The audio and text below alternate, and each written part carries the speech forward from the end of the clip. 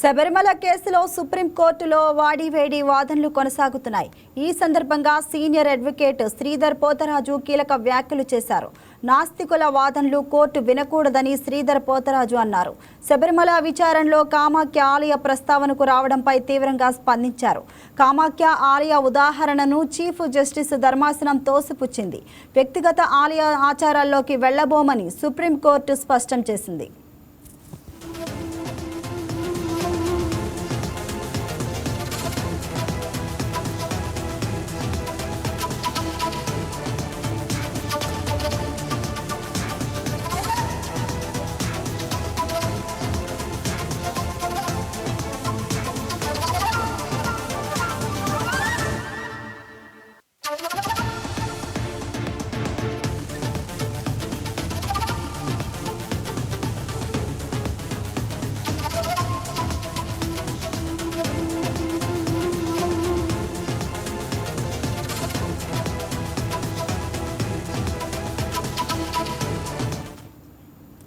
దీనిపై మరింత సమాచారాన్ని మా ఏపీ బ్యూరో చీఫ్ షేక్ సలాం ఫోన్ ద్వారా అందిస్తారు.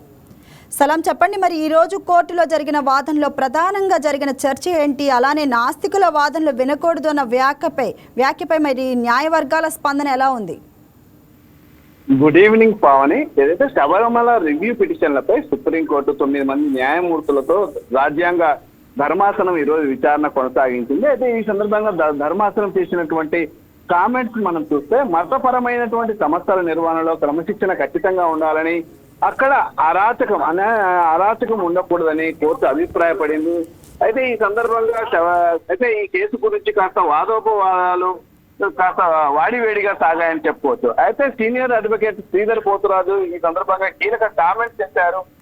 నాస్తికుల వాదనలు కోర్టు వినకూడదని ఆయన వాదించడం జరిగింది. అదేవిధంగా శబరిమల విచారణ సందర్భంగా, అంటే ఈ రోజు శబరిమల కేసు విచారణ సందర్భంగా కామాఖ్య ఆలయ ప్రస్తావన కూడా వచ్చింది.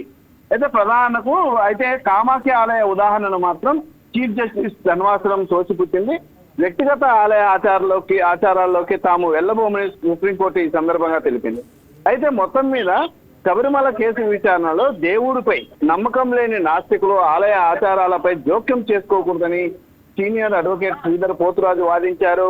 అయితే వ్యక్తిగత ఆలయాల ఆచారాల్లోకి తాము వెళ్లబోమని మాత్రం స్పష్టం చేసినటువంటి సుప్రీంకోర్టు కామాఖ్య ఆలయ ఉదాహరణను తోసిపుచ్చుతూ మత స్వేచ్ఛ మధ్య సమతుల్యతపై దృష్టి పెడతామని పేర్కొందనమాట.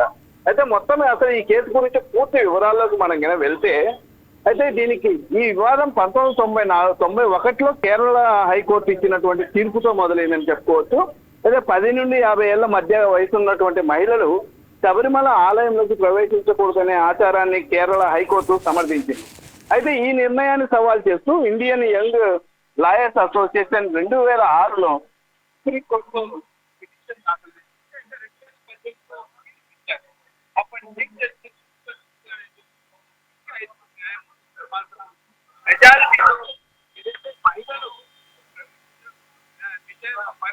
మహిళల ప్రవేశానికి నిషేధాన్ని రాజ్యాంగ విరుద్ధమని, అన్ని వయసుల మహిళలకు